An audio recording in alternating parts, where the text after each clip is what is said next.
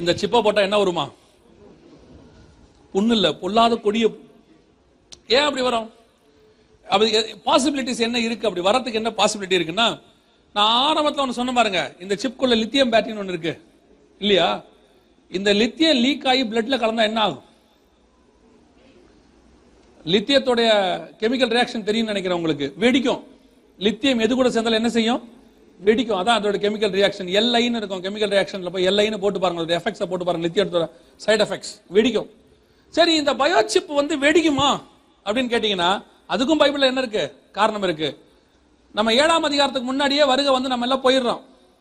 8ஆம் அதிகாரத்துல பாத்தீங்கன்னா மிக பெரியதான குளோபல் வார்மிங் வருது. 8:7 முதலாம் தூதன் எக்காலம் ஊதினான், அக்னி கலந்த கல்மழையும் ரத்தமும் உண்டாகி பூமியிலே கொட்டப்பட்டது. அக்னி மழை. 2ஆம் தூதன் எக்காலம் ஊதினான், அக்னியால் எரிகிற பெரிய மலை போன்றது ஒன்று சமுத்திரத்தில் போடப்பட்டது. 3ஆம் தூதன் எக்காலம் ஊதினான், தீவட்டியை போல எரிகிற நட்சத்திரம் ஒன்று தண்ணீரின் மேல் விழுந்தது. 4ஆம் தூதன் எக்காலம் ஊதினான், சூரியனிலும் சந்திரனிலும் நட்சத்திரங்களிலும் 1/3 பங்கு ஒளி கொடுக்காமல் போயிற்று. அப்ப எல்லாமே குளோபல் வார்மிங். சூடு சூடு சூடு சூடு. 16ஆம் அதிகாரத்துல கலசத்தை ஊத்துறான், அதுவும் சூடு. மொத்த சூடு வரும்பொழுது இந்த பயோசிப் வெடிச்சதுன்னா, இப்பவே குவைத்துல எல்லாம் என்ன ஆகுது? சூடு. இந்த சூடுக்கே என்ன ஆகுது? உருகுது. எல்லாமே அப்படியே உருகி ஆறா ஓடுது. இதை விட 100 மடங்கு சூடு வரப்போகுது வருகைக்கு பின்னாடி. ஆட்டோமேட்டிக்கா அந்த சிப்ல என்ன ஆகும்? உள்ளுக்குள்ள இருக்கிறதுலாம் வெடிக்கும். வெடிச்சிச்சுன்னா இந்த லித்தியம் ரத்தத்துக்குள்ள கலந்தா வசனம் சொல்லுது, இந்த சிப்பை போட்டவர்களுக்கு பொல்லாத கொடிய புண் உண்டாகும். இது பிசிக்கல் ப்ராப்ளம். ஸ்பிரிச்சுவல் ப்ராப்ளம் என்ன? வாசிங்க, முடிக்கலாம். 14ஆம் அதிகாரம், வெளிப்படுத்தின விசேஷம் 14ஆம் அதிகாரம் 11வது வசனம் வாசிங்க. 14, 11. மிருகத்தையும்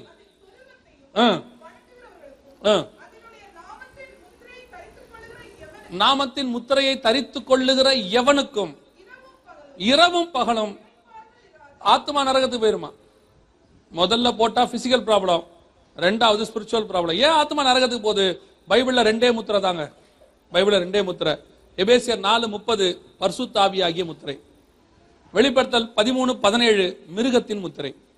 பரிசுத்த ஆவியானவர் பரலோகத்திலிருந்து வருகிறவர், உன்னதத்திலிருந்து வரும் பலன். அதனால அவர் இருக்கிற இடத்துக்கு நம்மளை கூட்டிட்டு போயிடுறாரு. மிருகம் பாதாளத்திலிருந்து ஏறி வருகிற மிருகம். வெளிப்பாடு 17:8. அந்த முத்திரை போட்டவனை அவன் இருக்கிற இடத்துக்கு அவன் கூட்டிட்டு போயிடறான். அவ்வளவுதான் விஷயம். பரிசுத்தாவி முத்திரை இருந்தா அவர் இருக்கிற இடத்துக்கு நம்மளை கூட்டிட்டு போயிடுவாரு.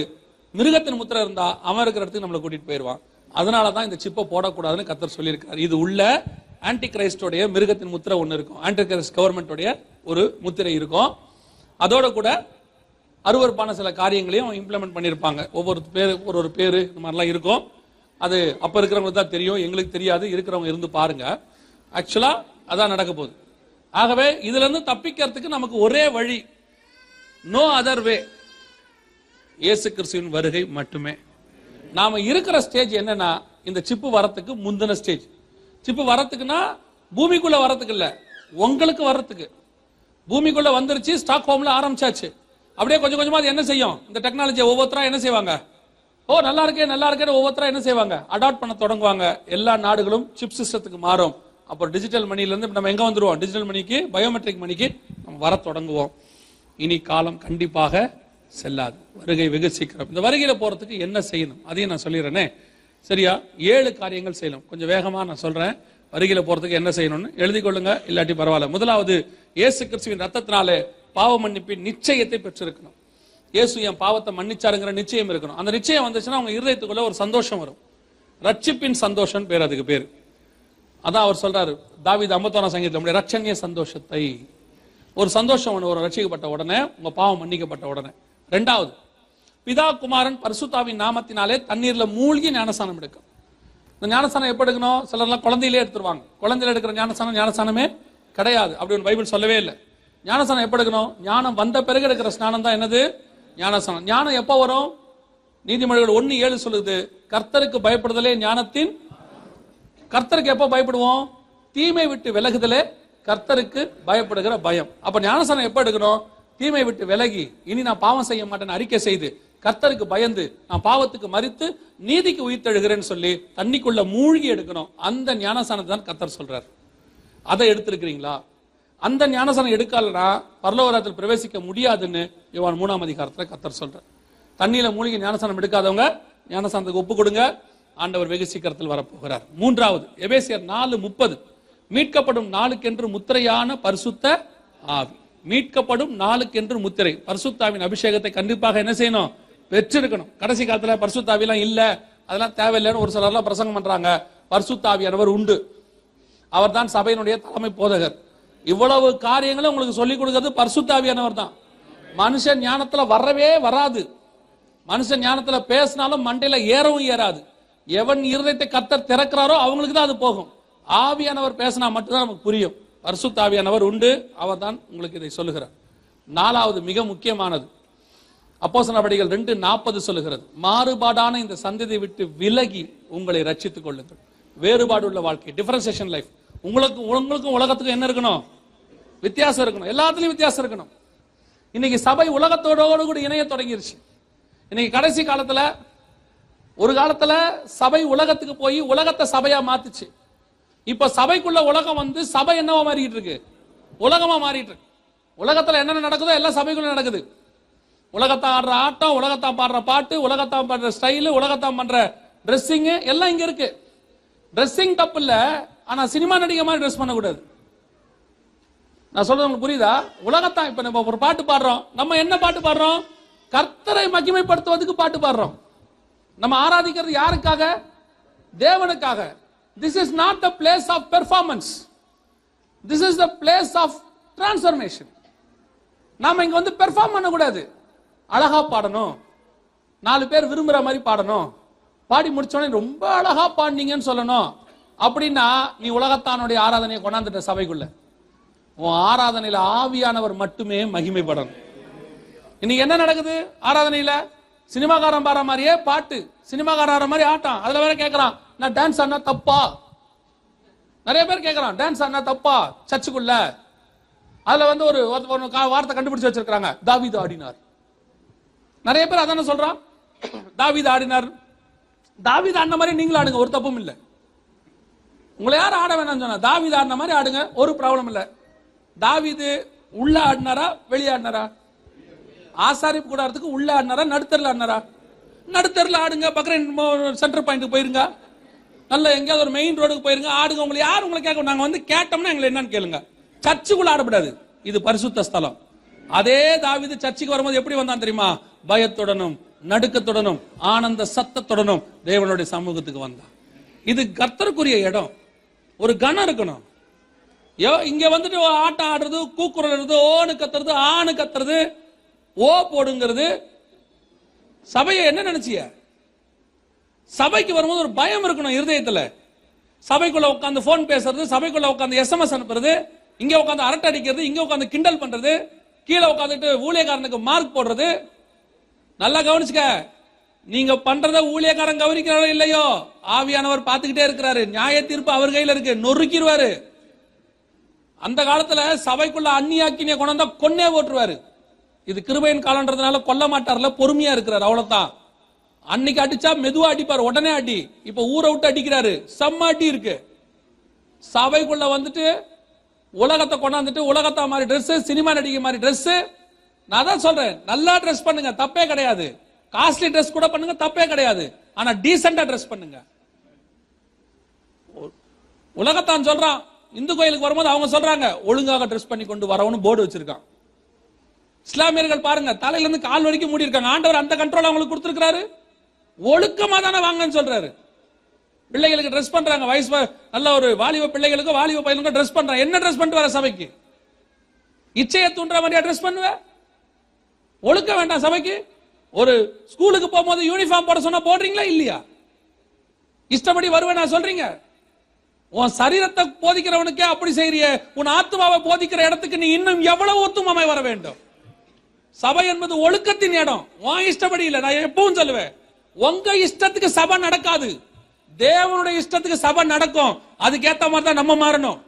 நமக்கு ஏத்த மாதிரி பைபிளும் மாறாது, தேவனும் மாற மாட்டாரு. ஆண்டவர் நேற்றும் இன்றும் என்றும் மாறாதவர். அன்னைக்கு என்ன எழுதி கொடுத்தாரோ அதான் இன்னைக்கு வரைக்கும். No alteration, no modification. இன்னைக்கு உங்களுக்கு ஏத்த மாதிரி வசனத்தை மாத்துறீங்க. என்ன தப்பு? ஏன் பண்ணோம்? என்ன பண்ணிதான் பாரு, பண்ணிதான் பாரு. கிருபையின் காலத்துல தப்பிச்ச நல்லது, அவ்வளவுதான் சொல்லுவோம். சபைக்குள்ள உலகம் வரக்கூடாது. வேறுபாடு உள்ள வாழ்க்கை ரொம்ப முக்கியம். வேதம் சொல்லுது, ரோமர் 8:29, குமாரனின் சாயலுக்கு ஒப்பாய் இருக்கும்படி கர்த்தர் உங்களை என்னை அழைச்சிருக்கிறார். சபைக்குள்ள வந்தா தேவனுடைய சாயல் வரணும். சினிமா நடிகன் சாயல், வொர்ஷிப் லீடர் சாயல்ல வரக்கூடாது. நான் அவரை மாதிரி ஆகணும், இவரை மாதிரி ஆகணும், எவனை மாதிரி ஆகக்கூடாது. இயேசு கிறிஸ்துவ மாதிரி மாறணும். அதுக்குதான் சபை. வேற யார மாதிரி மாறக்கூடாது. அது எப்பேற்பட்ட ஊழியக்காரனா இருக்கட்டும், அது மோகன்சி அண்ணனா இருக்கட்டும், அகஸ்டின் அண்ணனா இருக்கட்டும், யார மாதிரி நீ மாற வேண்டாம். அவங்க கிட்ட நல்ல விஷயத்தை கத்துக்க, இயேசு மாதிரி மாறு. அதுக்குதான் சபை. இன்னைக்கு என்ன ஆகுது? வொர்ஷிப் லீடர் மாதிரி மாறுறா, அவனை மாதிரி ஆடுறா, இவனை மாதிரி ஆடுறா. சபை ஒழுக்கத்தின் ஸ்தலம், பரிசுத்த ஸ்தலமாக இருக்க வேண்டும். அல்லேலூயா. 4வது, வேறுபாடு உள்ள வாழ்க்கை ரொம்ப முக்கியம். 5வது, சுவிசேஷம் அறிவித்தல் உங்கள் மேல் விழுந்த கடமை. You must breach gospel. நிறைய பேருக்கு இந்த உண்மை தெரிய மாட்டேங்குது. என்னது? நான் ரட்சிக்கப்பட்டேன், நான் பரலோகத்துக்கு போயிடுவேன். முடியாதுங்க. You must breach gospel. Bible சொல்லுது, அவ்வளவுதான்.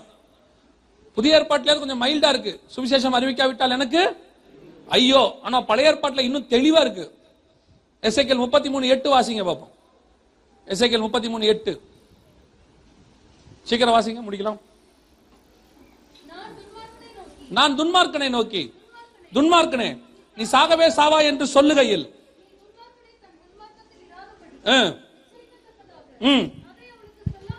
அங்க என்ன இருக்கு தெரியுமா? உன் கூட வேலை பார்க்கறவன், கூட படிக்கிறவன், பக்கத்து வீட்டுக்காரன், உனக்கு தெரிஞ்சவன், ஃப்ரெண்ட்ஸ், இவெல்லாம் துன்மார்க்கத்தில் இருக்கிறத பார்த்து, ஒருவேளை அவன் துன்மார்க்கன்னு தெரிஞ்சு அவன் நரகத்துக்கு போயிடுவான்னு தெரிஞ்சு, உனக்கு சத்தியம் தெரிஞ்சு அதை நீங்க அவனுக்கு சொல்லாமல் போனால் அந்த துன்மார்க்கன் தன் அக்கிரமத்திலே சாவான். அதுல அவன் செத்து போயிடுவான். ஆனாலும் எதுக்கு? சொல்லாமல் போனதுக்கு. எத்தனை பேர் சொல்லாம இருக்கிறீங்க? இன்னும் நல்லா கவனிச்சிங்களா? நம்ம கூட வேலை பார்க்கறவங்க எப்படியாவது நமக்கு ஒரு விஷயத்த சொல்லிடுறான் பாருங்களேன். உதாரணமா, கூட வேலை பார்த்த இந்துக்கள் என்ன பண்ணுவாங்க? திருப்பதிக்கு போயிட்டு வருவாங்க, கொண்டாந்து லட்டு கொடுப்பாங்க. நீங்க என்ன பண்ணுவீங்க? கொஞ்சம் பேர் சாப்பிட மாட்டீங்க, கொஞ்சம் பேர் சாப்பிடுவீங்க இல்லையா? நீங்க சாப்பிட மாட்டேன்னு சொன்னா அவங்க என்ன செய்வாங்க? ஐயோ சாப்பிட மாட்டீங்களா, சரி சரி அப்படின்னு விட்டுருவாங்க. அடுத்த தடவை போயிட்டு வருவாங்க, அதே மாதிரி லட்டு வாங்கிட்டு வருவாங்க. ஆனா இந்த தடவை சொல்லுவாங்க, நாங்க கொடுத்தா நீங்க என்ன செய்ய மாட்டீங்க, சாப்பிட மாட்டீங்க. அவனுக்கு வருத்தம். 3வது வருஷம் போயிட்டு வருவான். ஆனா இந்த தடவை வரும்போது பாத்தீங்கன்னா லட்டு எடுத்துன்னு வருவான். ஆனா அவர் என்ன சொல்லுவார் தெரியுமா? இது மேல வாங்கினது இல்ல, உங்களுக்காக எங்க வாங்கணும்? கடையில வாங்கணும். அவன் குடும்பத்தோட அவன் தேவனை ஆராதிக்க போகும்போது உன்னை நினைச்சிருக்கான் பாருங்க அவன். அப்போ உங்க மேல அவனுக்கு எவ்வளவு அன்பு இருக்கு. அவனுக்கு என்னைக்காவது சுவிசேஷம் சொன்னீங்க நீங்க?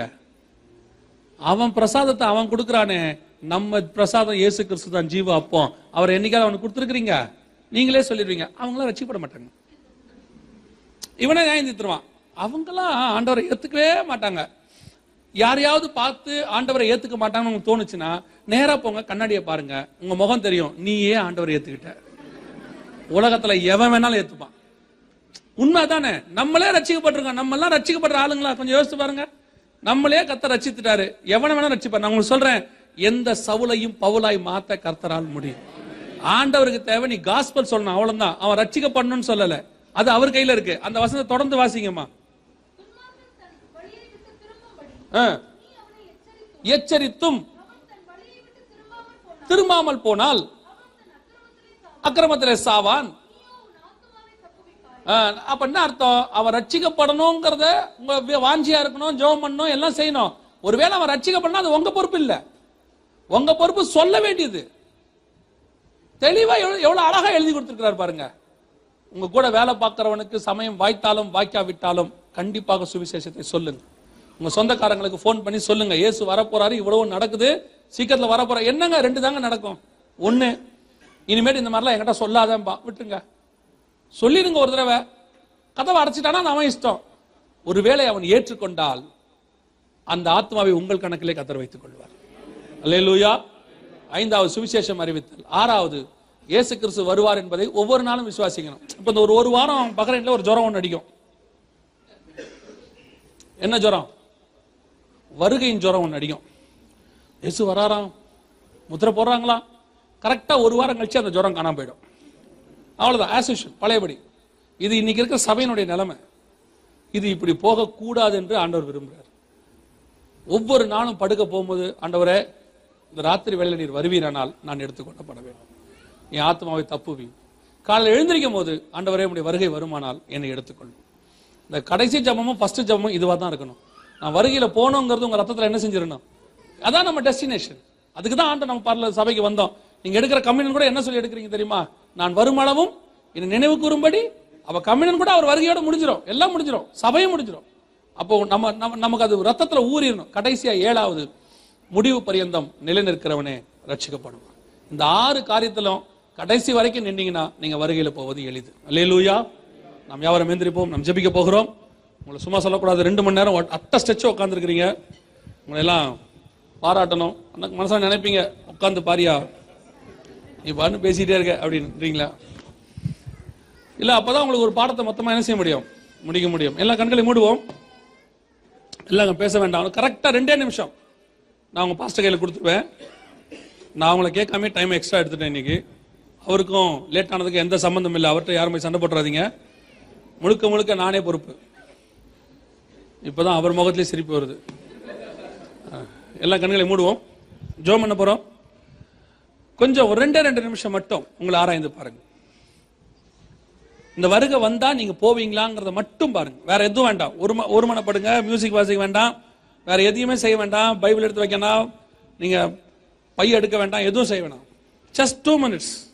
இந்த 2 நிமிஷம் தான் இந்த மொத்த 2 மணி நேரத்தோட முக்கியமான நிமிஷம். உங்களை ஆராய்ந்து பார்க்கிற நிமிஷம். இந்த வருகையில நீங்க போவீங்களா? இயேசு வரும்போது மறுரூபமாகிற கூட்டத்தில் நீங்க இருப்பீங்களா? உங்க ஆவி, ஆத்மா, சரீரம் கர்த்தருக்கு முன்பாக குற்றமற்றதா இருக்குதா? நீங்க ஆராய்ந்து பார்த்து அப்படியே பார்த்துட்டே இருங்க. நான் இதுவரைக்கும் இன்னும் தண்ணியில மூழ்கி ஞானஸ்நானம் எடுக்கல. இந்த 4 நாட்களும் ஆண்டவர் என்னோட பேசி இருக்கிறார். நான் இன்னைக்கு வந்திருக்கிறேன். இன்னைக்கு என் கூட பேசி இருக்கிறாரு. நான் தண்ணியில மூழ்கி ஸ்நானம் எடுக்கணும். கர்த்தர் என் கூட இடைப்பட்டிருக்கிறாரு அப்படின்னு சொல்றவங்க மாத்திரம் உங்க வலது கரத்தை உயர்த்துங்க. ஏற்கனவே ஒப்பு கொடுத்தவங்க, இந்த முதல் நாள் மீட்டிங்ல ஒப்பு கொடுத்தவங்க கை தூக்க வேண்டாம். இன்னைக்கு ஒப்பு கொடுக்கறவங்க மாத்திரம் கை தூக்குங்க. வலது கரத்தை உயர்த்துங்க. யாராவது இருக்கிறீங்களா ஸ்நானத்துக்கு ஒப்பு கொடுக்கறவங்க? அவங்களுக்காக ஜெபிக்க போறோம், அவ்வளவுதான். சரி, நம்ம எல்லாம் ஜெபிப்போம். கண்களை மூடுவோம். தேவ சமூகத்தில் ஆண்டவரை நோக்கி பார்க்க போகிறோம். கடைசி ஜெபம் செய்ய போறோம். இந்த வருகையில நான் போகணும். ஆண்டவர் என்னோடு இடைப்பட்டிருக்கிறார். நான் மாத்திரமல்ல, என் குடும்பமும் போகணும். நாங்கள் குடும்பமாக எடுத்துக்கொள்ளப்பட வேண்டும். ஊழியர்கள் திருச்சபையோடு எடுத்துக்கொள்ளப்பட வேண்டும். உங்களை நம்பி கொடுத்த ஆத்மாக்களோடு கூட நாம் பரலோக ராஜ்யத்துக்குள்ளே பிரவேசிக்க வேண்டும். ராஜா வரப்போகிறார். இனி காலம் கண்டிப்பாக செல்லாது. அப்படி ஒப்பு கொடுத்து ஜெபம் பண்றவங்க மாத்திரம் உங்க வலது கரத்தை ஆண்டவருக்கு நேராக உயர்த்தி, நாங்கள் வரும்பொழுது, நீர் வரும்பொழுது ஆண்டவரே, நாங்கள் முழு குடும்பமாக, முழு திருச்சபையாக, கைவிடப்பட்ட கூட்டத்தில் நாங்கள் ஒருத்தர் கூட இருக்கக்கூடாது. எங்கள் கொடுத்த இந்த வாய்ப்பை நாங்கள் பயன்படுத்திக் கொள்கிறோம் ஆண்டவரே. எங்கள் ஆவி, ஆத்மா, சரீரத்தை உம்முடைய பாதப்படியிலே சமர்ப்பிக்கிறோம் தகப்பனே.